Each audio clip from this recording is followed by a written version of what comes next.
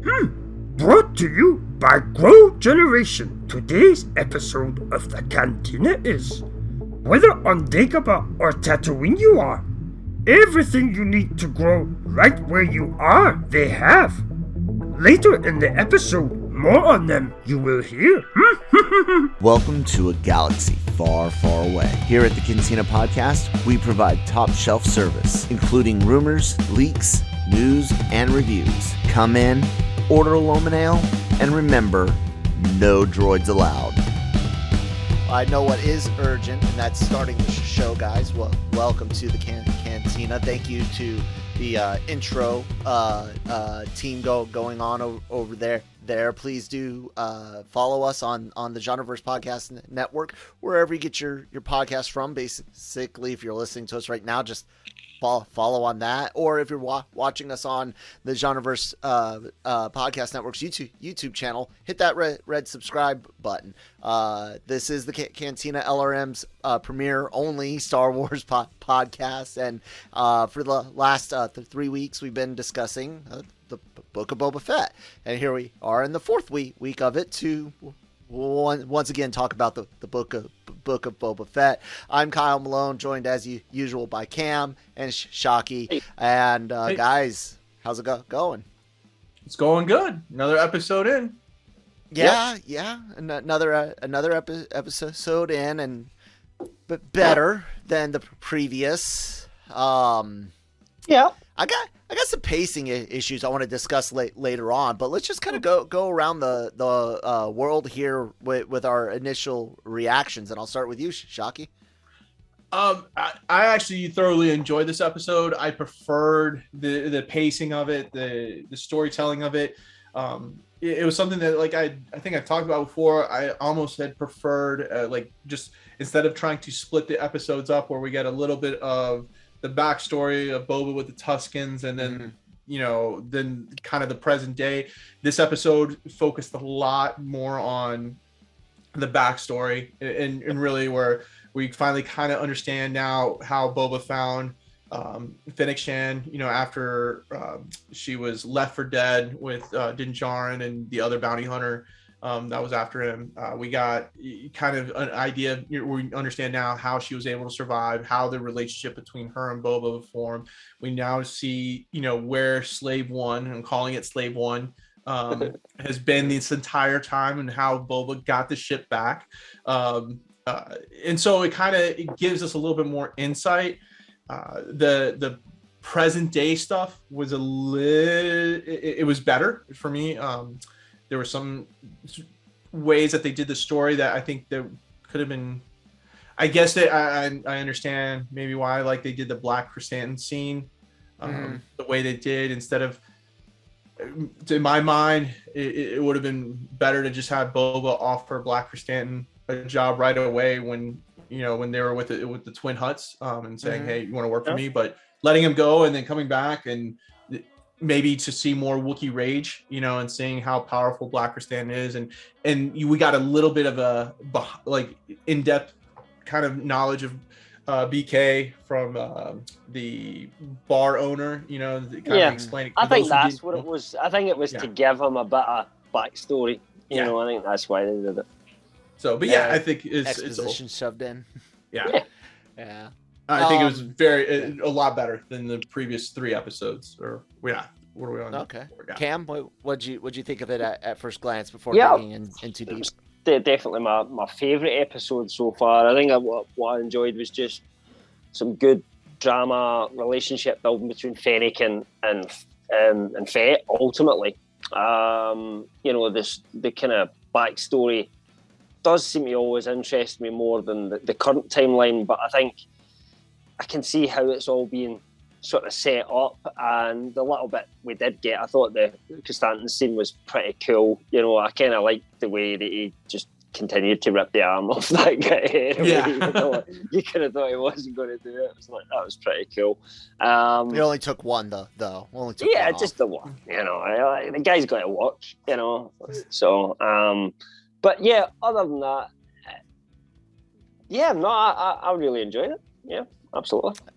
watched it and was like, okay, yeah, it's much better than last week's. But the one thing where I mentioned pacing, this was the first episode where I went cut 5 seconds here, cut 3 seconds there. Like I had mentioned in the earlier episodes that I hadn't had those issues like I did with Mandalorian. Yeah. This time I was like, stop showing us the entire process of getting in and out of the fucking back to tank every episode. You could cut that shit down. That's where I was starting to run into some like pacing issues, because it was like, you guys have had this good thing going on, but this is like the 4th time I've had to see a drawn out either ingress or egress of the back to tank, and it kind of, there was a few other moments where I was like establishing, it felt Mandalorian-ish. You remember us complaining about that, Cam? Like, too long of a shot of riding, too long of a linger you here a little bit or more there. than me, because there was, I think I grudgingly agreed at some point from Mando it did get too far, but I think most of the time I was arguing against you that I quite like the kind of cinematic feel of that, and I didn't feel it went on too long. You know what? I think, was it Jammer that agreed with me? Probably. Yeah, probably if it wasn't me. But let me think. What I'm trying to say is, did you said pace, and I never felt like at any point I was like move along, which I did. Which then I can say pacing. So to me, I didn't have any pacing issues with it. I have to be honest. I did, but it wasn't the worst. I agree with Mike where it's like the constant back and forth in the previous episodes. While I'm with you, Cam, I like the Tusken backstory. I like that they touched on it a bit more here. I would have edited some of these episodes differently. We might only be 2 1-hour episodes in if I had cut this, but I can get that argument. Yeah, I get that argument. But I like the way this episode was structured a lot more. So I think your issues have to deal. I think with your issues, it has to deal with kind of the way that the show is structured, where you have these multiple directors. And so when you have one director that streamlines everything through, they don't like those little things that you're saying. We've seen the back to tank, 5 or 6 times. So then editing wise, they're like, yeah, we don't need to see that over and over again.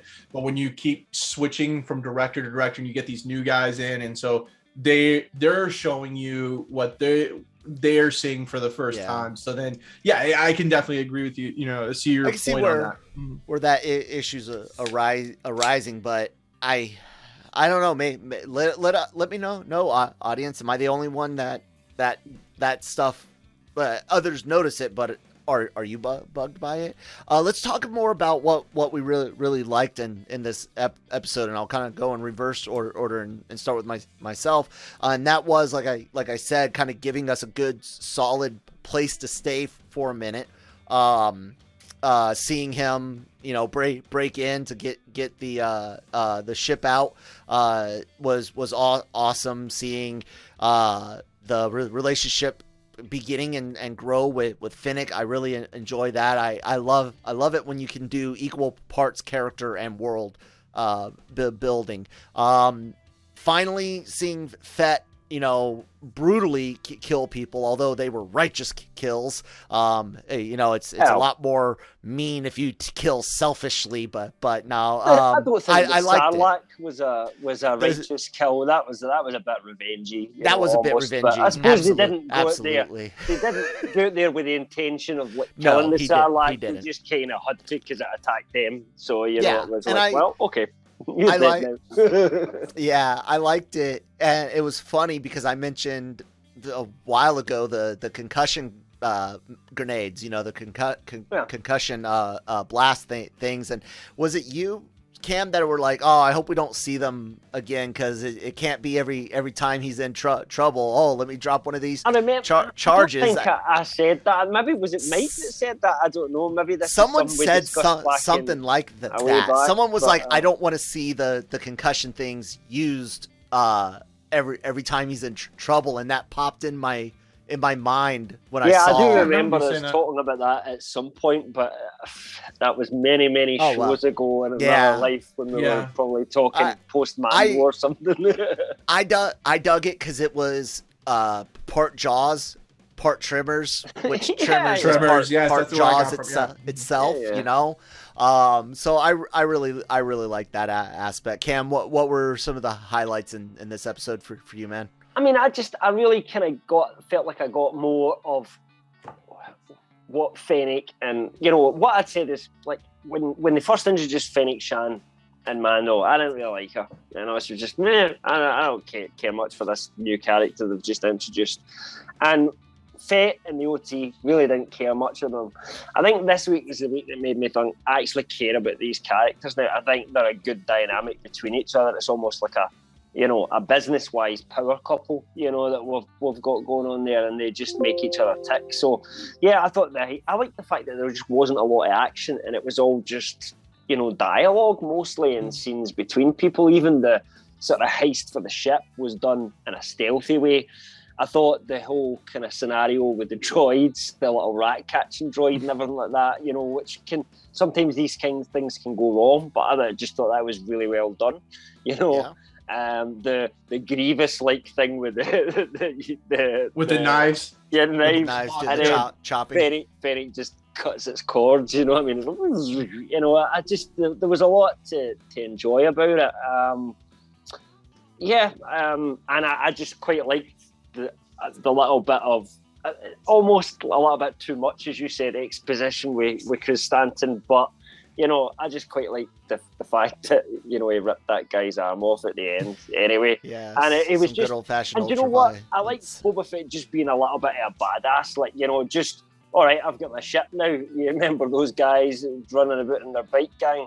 Ping, ping, ping, ping, ping. Goodbye. Do you know what I mean? Just no impunity. He just takes them out. You know, that's not a Mando move. That's a Boba Fett move. Do you know what I mean? You know, that's like, nah, bye bye.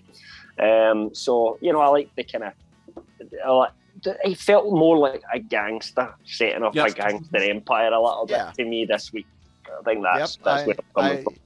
I agree. I like that. And we also saw it coming with why, you know, hey, the Tuskens made me part of their thing. I've changed, leave hunting behind. But Shockey, what's up with you, man? What were your highlights this episode? I think it's that right there on top of what Cam was talking about. It was a lot of more character development in this episode. We got to finally understand what was the change for Boba Fett going from a bounty hunter, you know, kind of just doing it for the job, to now this person that wants to not necessarily change things for goods, but he's doing it for himself now.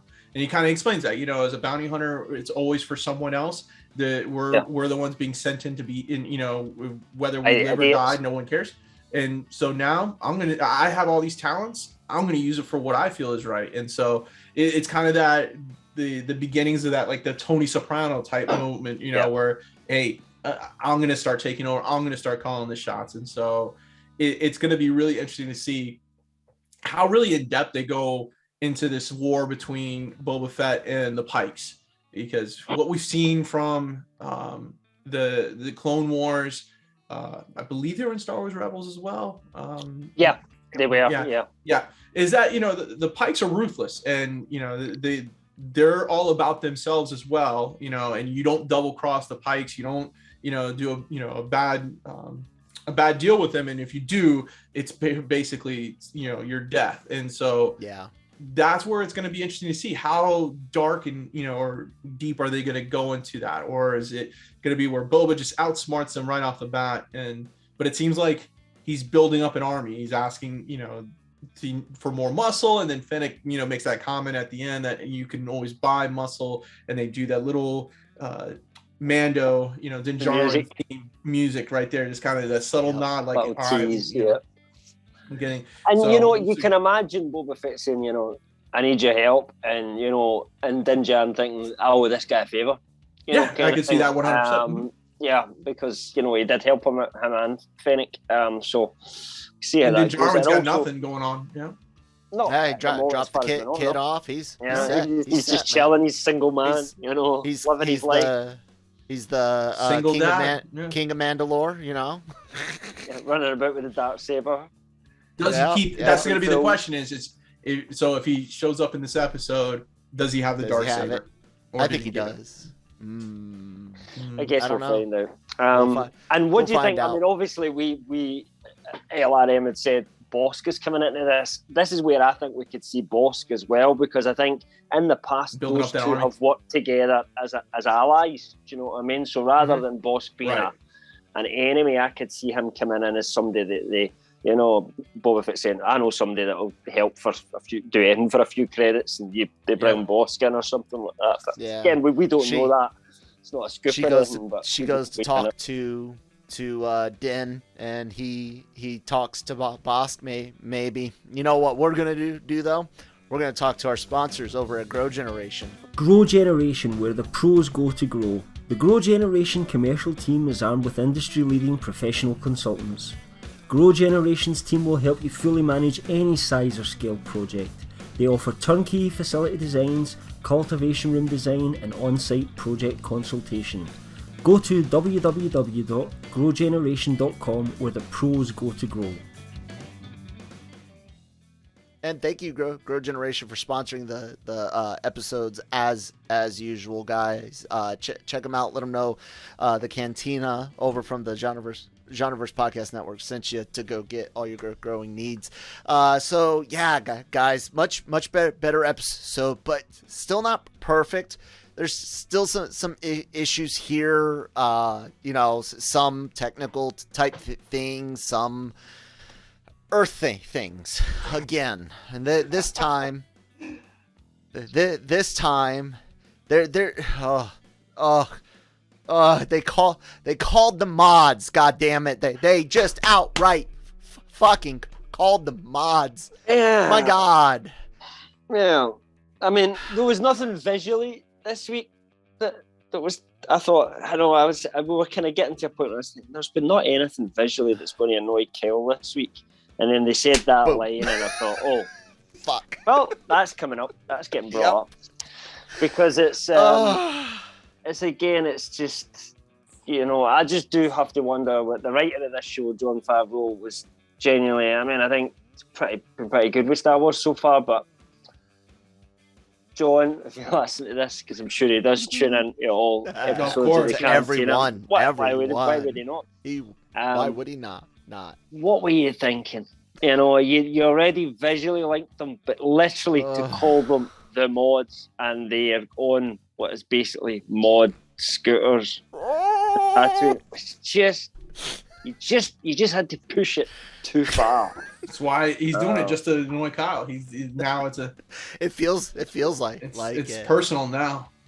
And you know, it's like when Jammer was, you know, saying like, why do you focus on that much stuff? And I'm like, because it adds up, and then you can add that onto other annoyances, like we were talking. I'm not a big fan of the drastic time switches. You know, it's jarring, and we, you know, other little things. It all starts building up, and I too, like, when he goes into the place where he gets Finnick healed up some, I'm like, the techno music really, because they make it seem both part of what they themselves are listening to, but it also goes into the background. And I was like, I'll forgive it, because outside of the Cantina music and the Return of the Jedi song, you don't really hear any in universe music in Star Wars, and both of those sounded in the prequels, but not much, in the prequels, but not in the OT.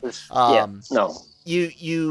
But the Cantina music and Jabba's Palace songs both had enough of an otherworldly feel that it still allows you to feel like that's different. Not to mention 1970s, right? Versus when I saw it in the 90s, late 80s, early 90s, and then so I forget. I was like, okay, there's only so much you could do to make music sound otherworldly, right? So that went, and then they said the goddamn word, and it was just another one of those things where I'm just like, guys, I don't want to be here. That's why I'm watching Star Wars, is to not be here on Earth. Stop putting Earth in Star Wars. Other than that, my only other gripe was, like I said, some of the pacing issues were, but like Mike said, I can see why they exist, but in my mind, it's like, okay, well, that's where the show runners, the producers come in for some consistency and the editing. And if you want to give the directors that much freedom that you're like, hey, I don't even show the Wayne's dying in the alley 6 times this season. We don't care. Do it because each one's got a different take on it. Then cut down the amount of directors. That's pretty much it. Shockey, what you got, man? Any complaints there? No, like the only thing I was thinking of was when we see, so the whole back to tank thing was interesting to me because it's like, after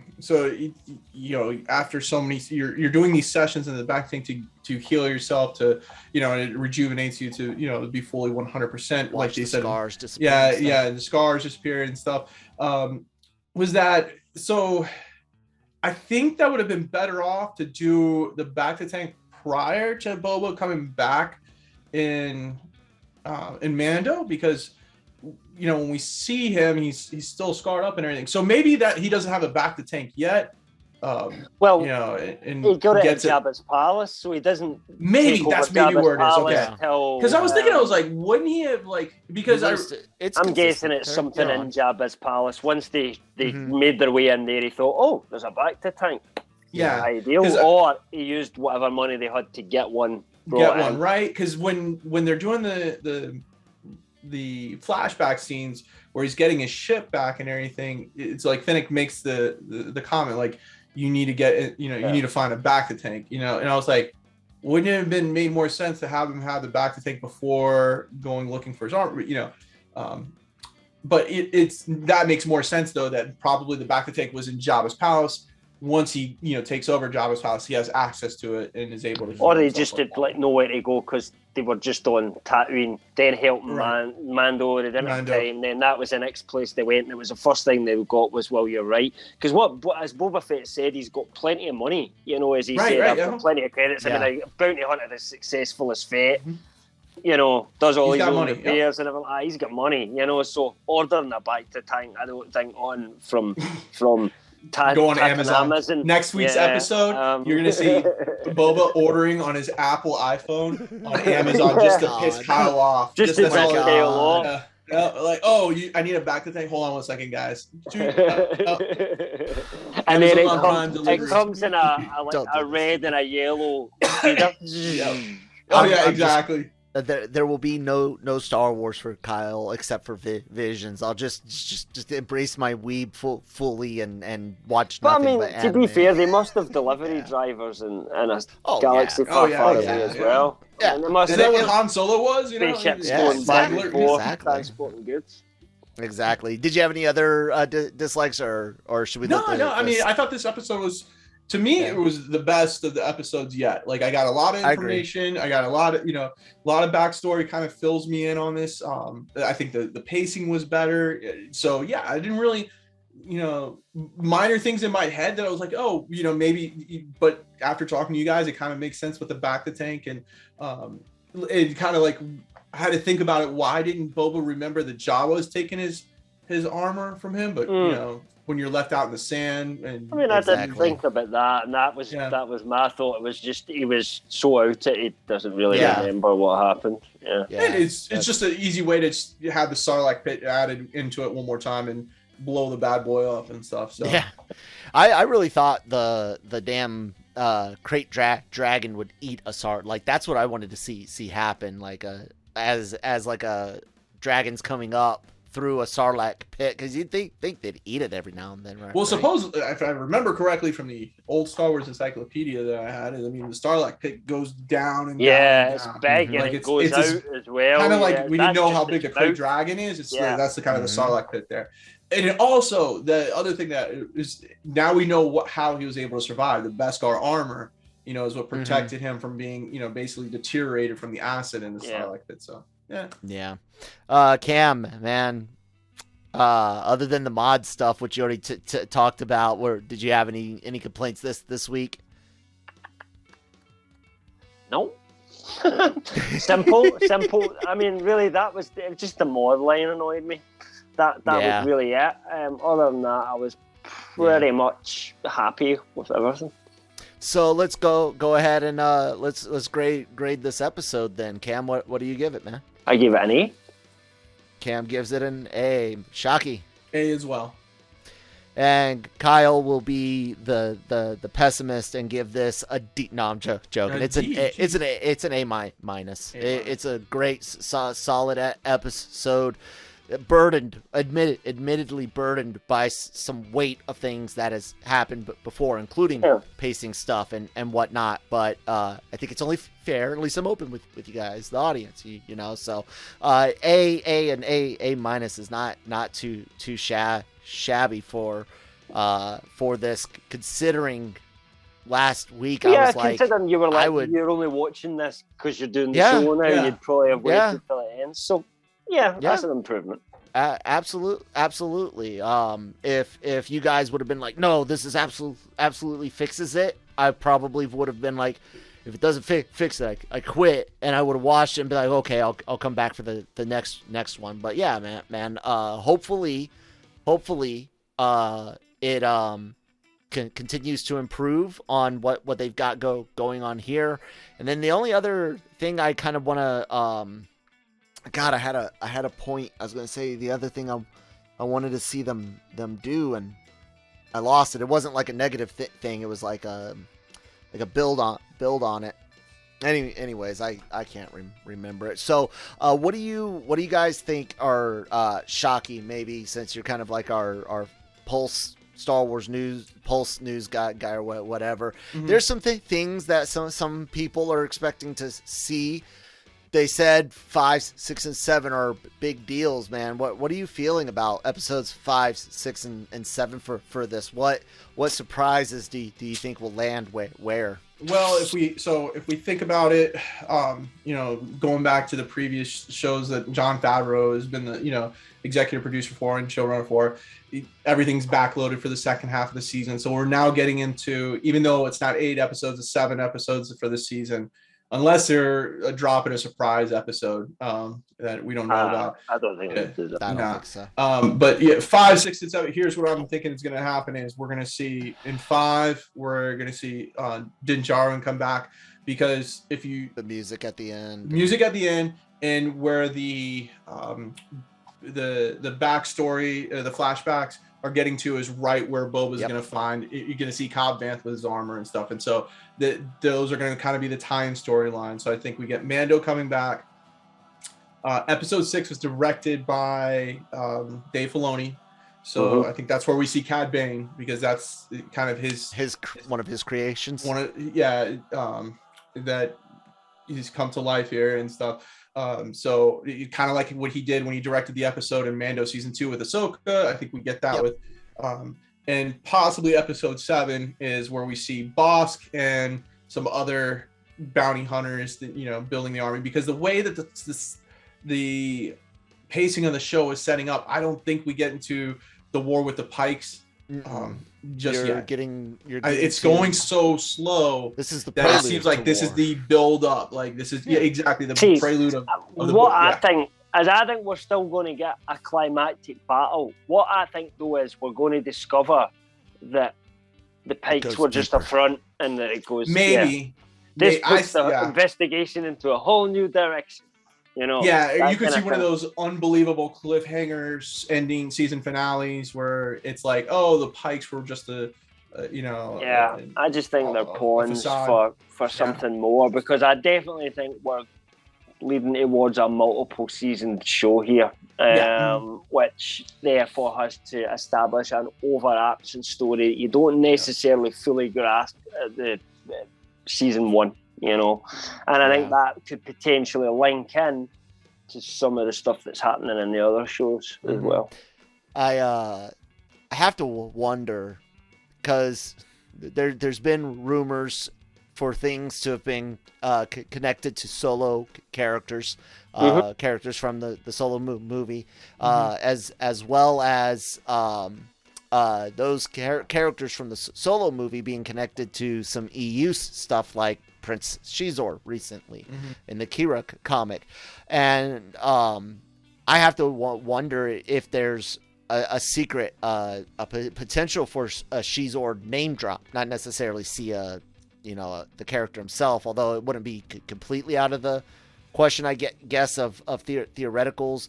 But yeah, that I'm wondering if there's a big surprise that hasn't been leaked or sniffed out yet. So to your point, here's some clues that kind of support your theory here. Okay. So if you've never played the online game, the mobile game Star Wars Galaxy of Heroes, basically it's PvP, building up characters and stuff. For the longest time, so this game's going on 5+ years being around. For the first 5 years, this game has been around. The developers of the games basically have said only canon, only characters that are canon Star Wars can be in the game. That was kind of the what was it? What's their name? The developers? I can't think of. Sorry. Once I remember it, I'll say it. So for all the fans that have been playing this game, wanting characters from the EU to come in. Like for Grand Admiral Thrawn to come in, had to first be shown in Rebels, and then there are little things that from the sequel trilogies, characters in the sequel trilogies are part of the game, and then all of a sudden, EA Galaxy of Heroes, it's EA. Galaxies of Heroes. But I can't think of the actual develop. Not EA, but it's Capital Games and Capital EA Games. Mobile. Yeah. Yep. So Capital Games, they did this whole thing where it had to be canon. Then they all of a sudden went to Knights of the Old Republic, and they brought in Revan and the different characters from Knights of the Old Republic, and everybody was wondering, well, is this canon now? And they kind of left it open in the air, and then you get the remake of it and stuff, and it's kind of like, oh, okay. We've recently thought it'll be soft canonized through that remake. So recently they just released, let's see, Dash Rendar, Hal Katarn, the Mara Jade, just dropped them randomly. Like normally, so like when Book of Boba Fett, the day the trailer came out, when they released the updated version of Boba Fett, the older version of him. So it's just all of a sudden randomly, like they just were able to drop these characters out of nowhere. Iden Versio just came out and stuff. So it's like for some of the people that kind of linked it together, starting to wonder, did Lucasfilm and Disney kind of just say either just get, let's get it all out there, or are they doing this so that some of these fans that may not be, younger fans that may not be, knowledgeable of the EU, but play this game, be like, oh, there's, a Dash Rendar, I know who that is. So for Prince Zixor, or however you Shizor, that kind of makes sense because that's in the same realm, so they haven't released that character, but could possibly, that we see that link to it. Yeah. They did do are they all toying that. with it? Yeah. They did all of that Lucasfilm 50-year stuff with the Heir to the Empire action figures and re-release books and The thing about Shizor is he actually, where he works best is during the OT era as a foil for Vader. Correct. Than something for this universe, because we've kind of already got enough gangsters. I don't really see why we need them in this post-Jedi timeline. If they were going to bring Shizor back, let us see something between him and Vader. Then that would be the money shot. Shut your mouth, Cam. They got that goddamn Ahsoka shit going on in the world between worlds. Don't give. Stop listening to him, KK. No, fucking but hell. I would watch a Darth Vader. I would watch a Darth Vader show that was for his point of view, if it was between him and Shizor or something like that. I mean, involved rebels and anything like that. It was all to do with Imperial politics and vying for the favour of Palpatine. I'd watch the shit out of that. They've already filled up all of that time in those comic books. Like he's constant. They're not going to rehash a story that's already been fleshed out and stuff. They're going to do something original with it. Yeah, that's why I thought because there's other things, Cam, we could be like, well, why bring it back? Well, because it made more money than the new shit. That's why they brought it back, and they've seen the error of their ways in the wholesale, tossing of the EU, and are now openly embracing certain aspects of it, which I applaud. I was always appalled, and not just as a, how dare you throw away my Star Wars, but even from the business side of me, I was like, that's money. I'll take it. If you don't want the money, I'll take it. Could you just give me that money you're leaving on the table? But yeah, so that's a cool kind of way to look at it, guys. What you can potentially expect looking at a logical path, like Shockey was saying, of the way they've done past that. Yeah, it's definitely changed, because remember when Disney first took over and Kathleen Kennedy was like, that stuff is legends, it's not part of the canon universe, they'll never touch each other. And now you're starting to see some of the EU stuff, the legend stuff coming back into the realm of things. When they greenlit the remake, whatever you want to call it, of Knights of the Old Republic for PlayStation 5, that's big. That's really big news. Yeah, massive. Yeah. Anyways, guys, is there any news stories that came out? Unless you wanted a rumor for Boba Fett. Oh, what you got on that, Cam? I'll bring up LRMonline.com. Just be careful. If anybody wants to not know anything about what could happen next, the spoiler flies a new starship. Is that the one? Yeah. The spoiler flies a new starship. Okay, guys, I'm gonna bring this over for. So if you don't want any spoilers, watching us on YouTube, check out now.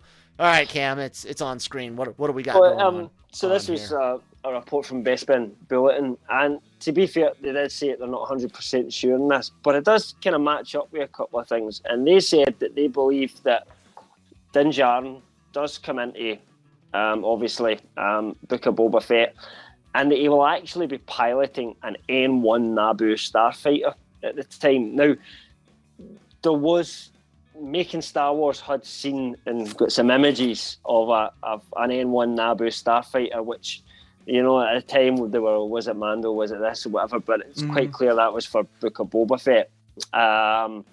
So there is a ship there, whether it's just background footage, you can't say for sure, but Bespin Bulletin I've heard this week.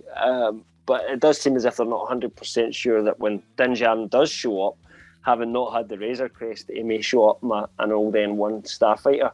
I don't know why, what the purpose of that would be. Maybe it's the only thing we could get a hold of at the time or something. But anyway, that's the rumour. We'll see if it checks out or not. Man, I don't know people's love of the prequels, but the N1 starfighter was one of the least of its issues. I don't mind seeing it. I love seeing established tech being used. That old, right? Even that old, yeah. Fuck it, man. Collector's items. No. I think he needs to be piloted. Old-fashioned compared to a modern fighter ship. It seemed like a relic, and that's why they weren't very good. Defending. Yeah, but like I was saying, collectors. Like he's just right now, he's got no ship. I'm not saying that he himself is a collector. That's what I mean. If it's just, well, I found this and I jumped. Yeah. I don't want to see any. I don't want to see anyone with legit like nostalgia in the in the series for a Naboo starfighter. But I'm pointing out. What's that? Me? Cam? You. I was putting on an accent. So, was that an N1? Yeah. Like that, oh my god! Watch it be a POS too. Like it's like breaking down and stuff like that. Like a DeLorean. Yeah. Like a DeLorean. Just like landing all hard and shit. No, I think to me, if you're gonna bring him in, I mean, more credit to Bespin Bulletin, they got it right and stuff. But like, just creative choice for me. I would have done what is it, the scimitar, the Darth Maul ship, that always has that badass look to it and stuff. But no, it'd be hilarious. Like he maybe took it from what's his name's ship, because obviously they were on that Imperial ship at the end of Mando Season 2, so they could have took whatever they wanted at that point, I guess. Definitely. Anyways, guys, I'll go ahead and wrap it up there for everyone. Check out lrmonline.com every day for all your entertainment news, needs, and opinions, as well as genreverse.com. We've got our dark theme stuff working. Still got to try to tweak some things. Some of the text doesn't change, but hey, progress. We're working on it. Progress, guys. So yeah, check out the websites. Bookmark them, favorite them, however you do all that. The podcast network I mentioned earlier, wherever you get your podcast from, Spotify, Apple, Google, and all that. If you can leave a review or thumbs up or stars or something, do it. Or thumbs down, 1 star. I'll take the hate clicks. It's still ad revenue. Lots of great shows like Animeverse Reviews doing a crazy ass show. Giant crabs, rocket carrying hippos, and fucking giant mushrooms that can sprout out of anywhere dude shoots an arrow. Sabiki Bisco is how I think it's pronounced, because U's are weird in Japanese. It's awesome. Check it out if you watch anime. The Daily Cup of Genre is on a roll, doing all sorts of things in geek and pop culture. Breaking Geek does a lot of reviews and niche things, and they just talk for like 2 hours. It's a lot of fun. Check them out. The Cantina Multiverse, Marvel Multiverse Mayhem, all sorts of great things, all also available on our Genreverse. That is loud in my ear. Our Genreverse Podcast Network YouTube channel. All of the podcasts go up there, and guys, hit that subscribe button, and yeah, that's it. You can find me at that Kyle Malone on Twitter. Shockey, what do you got to say, man? If you guys could just, leave us a review, preferably a 5-star review. I'm not like Kyle where I'll take any, but it would be nice to, get some reviews and just kind of keep building up the podcast network. So let us know what we're doing wrong if you give us that. That's always, So we're always open for criticism. No matter how bad it might be, we'll still take it, and we'll try to adjust as best as we can. Yeah. Your Twitter, did you say? At LRM_Shockey. There you go. Scotsman, what do you got to say? Nothing much. At LRM_Cams, my Twitter. Reach out on there, and yeah, absolutely. Anything that you want to see us do more of, less of, whatever, let us know, because that's why we're here. Yep. All right, guys. Thanks for joining us this week. We'll talk to you next time. May the force be with you.